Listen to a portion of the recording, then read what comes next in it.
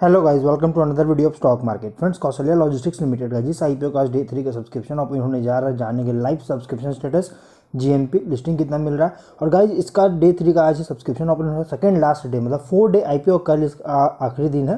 तो लोग जानेंगे इसका कंप्लीट ये एनालिसिस कितना सब्सक्राइब किया गया, अप्लाई करें या फिर कुछ रिस्की पॉइंट्स को डिस्कस करेंगे, जीएमपी कितना चल रही है। चलिए फ्रेंड्स, वीडियो स्टार्ट करते हैं।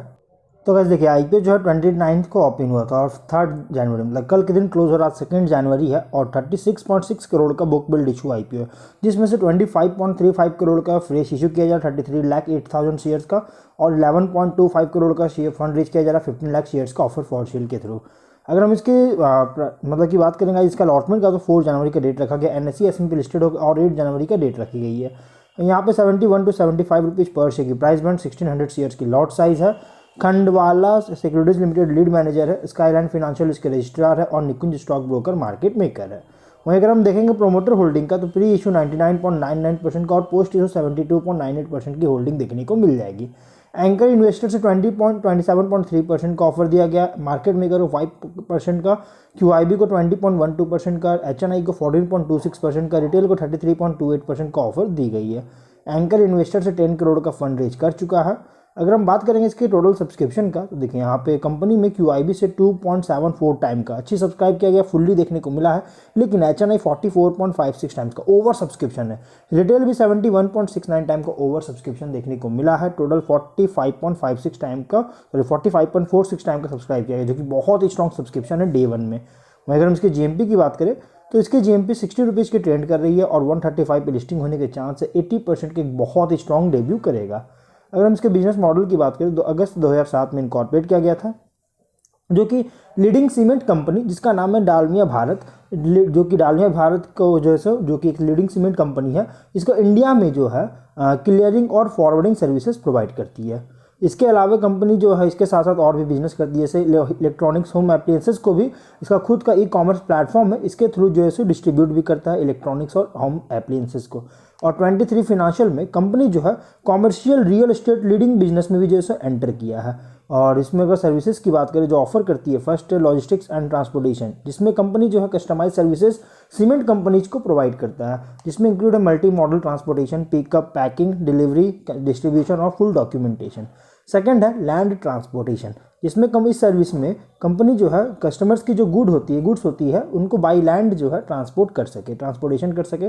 और कंपनी जो है गुड्स को रेल के द्वारा शिप करवाती है, सीमेंट कंपनी से जो रेल के द्वारा शिप होता है गुड्स, उसको रिसीव करती है कंपनी, और बाद में इसको जो है सो लैंड के द्वारा जो है मतलब कि कस्टमर्स को जो है इसको वापस से ट्रांसपोर्ट करती है, जो कि यहाँ देख सकते ऑर्गेनाइज करती है लोकल ट्रांसपोर्ट, मतलब कि लोकल ट्रांसपोर्ट का जो ऑर्गेनाइज भी करती है वेयर हाउसेज के लिए।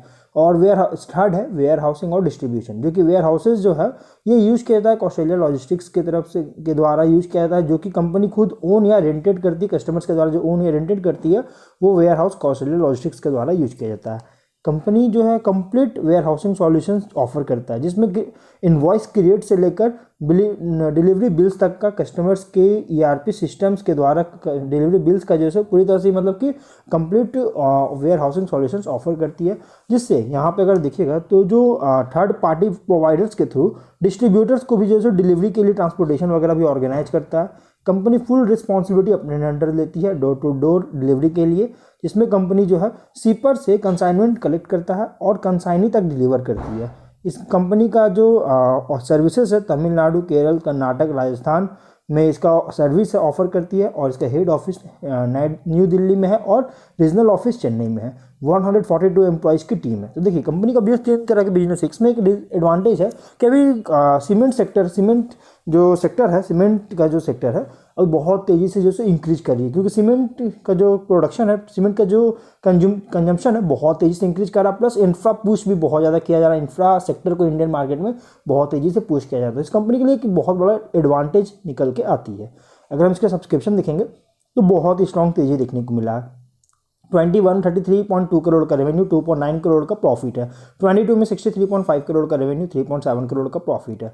23 में 632 करोड़ का रेवेन्यू, 7 करोड़ का प्रॉफिट है। फर्स्ट क्वार्टर 24 में 570.5 करोड़ का रेवेन्यू, 2.1 करोड़ का प्रॉफिट है। तो गाइस कंपनी का फिनेंशियल अगर देखिएगा तो बहुत ही तेजी से ग्रोथ किया। टॉप लाइन में बहुत ही स्ट्रॉन्ग तेजी देखने को मिला है, जो कि 894% के साथ इंक्रीज किया, लेकिन रेवेन्यू उतना अच्छा इंक्रीज नहीं किया। अराउंड 87% का रेवेन्यू इंक्रीज किया, मतलब मार्जिन में थोड़ा सा प्रेशर पड़ा है इसको, लेकिन फिर भी गाइस कंपनी बहुत तेजी से इंक्रीज कर रही है। कुछ रिस्की पॉइंट्स भी तो क्या है कि significant portion of revenue generate करती है सिंगल ई कॉमर्स प्लेटफॉर्म पर, और लॉजिस्टिक बिजनेस भी जो ये सिर्फ एक ही कस्टमर है, डालमिया सीमेंट, जो मैंने बताया था डालमिया सीमेंट पे बहुत ज़्यादा डिपेंडेंट है, जो कि लॉजिस्टिक बिजनेस के लिए। प्लस कंपनी जो है पास्ट में नेगेटिव कैश फ्लो पोस्ट कर चुका है। अब कंज्यूमर की प्रेफरेंसेस में जो कोई भी अगर चेंजेस आते हैं तो कंपनी के बिजनेस को इम्पैक्ट कर सकता है। कॉम्पिटिटिव इंडस्ट्री में ऑपरेट कर रही है। कंपनी का डेट लेवल जो है सो बहुत ज़्यादा हाई है, जो कि लोन्स के फॉर्म में, और डेट कितना है तो देखिएगा तो 54.8 करोड़ का बहुत ज़्यादा डेट है। ये कंपनी के लिए कंसर्न करने वाली बात है, क्योंकि कंपनी को बहुत ज़्यादा डेट है। लेकिन यहाँ पे कंपनी पास जो अनसिक्योर्ड लोन्स है इसका रीपेमेंट करना चाहती है, वर्किंग कैपिटल रिक्वायरमेंट के लिए फंडिंग चाहती है, और जनरल कॉर्पोरेट पर्पस के लिए आईपीओ लाया गया। तो ओवरऑल कंपनी 3 तरह के बिजनेस करती है, logistic services, e commerce platform, reality business. इन 3 तरह के बिजनेस करती है, और सभी हाईली कॉम्पिटिटिव और फ्रैगमेंटेड सेगमेंट है। जितना भी तीनों बिजनेस करती है तीनों हाईली कॉम्पिटिटिव और फ्रैगमेंटेड सेगमेंट है। और लेकिन 24 के अर्निंग के अकॉर्डिंग फुल्ली प्राइस रखा गया। लेकिन ये जो हायर इंडेटनेस वगैरह जो इस कंपनी पर है, जो कि अनसिक्योर्ड लोन के फॉर्म में, ये मतलब कि कंपनी के लिए कंसर्न करने वाली बात है, कंसर्न रेज कर रही है। लेकिन इंफ्रा सेक्टर में जो है सो बहुत ज़्यादा पुश जो देखने को मिल रहा है इंडियन मार्केट में, इंडियन रियल एस्टेट सेक्टर में, जो कि इसके कारण एक ब्राइट प्रॉस्पेक्ट कंसिडर कर सकते हैं। प्लस सीमेंट का जो कंजम्पशन है बहुत तेज़ी से इंक्रीज कर दे, इसके कारण भी कंपनी को एक ब्राइट प्रॉस्पेक्ट कंसिडर कर सकती है। ये 2 बहुत ही अच्छी एडवांटेज है इस कंपनी के लिए।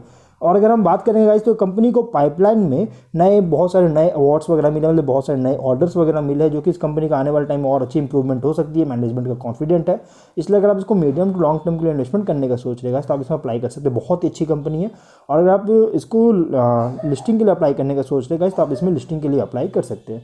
तो हम लोग जो है वीडियो को यहीं पे एंड करते हैं। अगर कोई डाउट है कमेंट बॉक्स में पूछे। मिलते हैं नेक्स्ट वीडियो में। Till then bye bye.